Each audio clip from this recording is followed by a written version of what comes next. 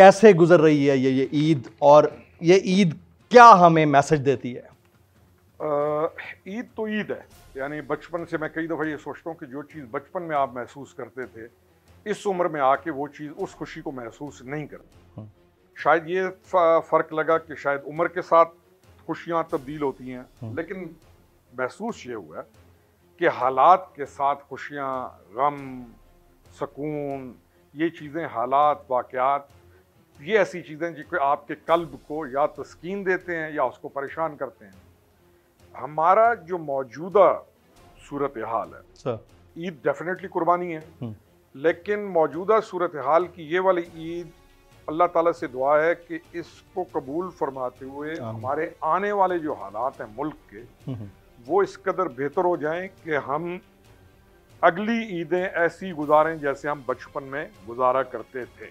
مجھے تو یہ اچھا، بچپن والی عید اور اس عید میں کوئی فرق نظر آتا ہے؟ فرق ایسے ہے نا کہ بچپن ایسا تھا کہ اس وقت وہ مسائل یا یہ والی چیزیں جس کو آج آپ فیس کر رہے ہیں، یہ حالات ویسے نہیں. خواہشات بھی اس وقت لوگوں کی کم تھی، اس وقت عیدی لیتے تھے، اب دینی پڑتی ہے. دینے کے علاوہ بھی خواہشات بھی کم، آبادی بھی کم تھی.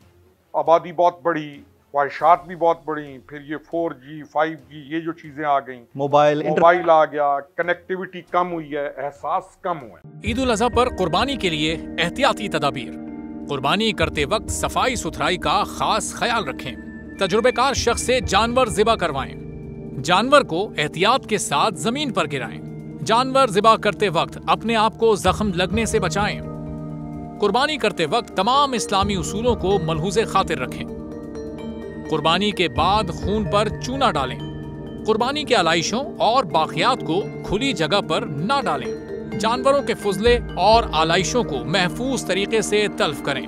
گندگی پھیلانے سے گریز کریں اور حکومتی ہدایات پر عمل کریں. احتیاط اور صفائی سب سے اہم ہے. اپنے ملک کو صاف رکھیں اور پاکستان کو بدلیں بول کے ساتھ. بول کی صفائی مہم کا حصہ بننے کے لیے ابھی اس نمبر پر رابطہ کریں: 0337 0310 377 تاکہ بول آپ کی شکایات متعلقہ اداروں تک پہنچا سکے.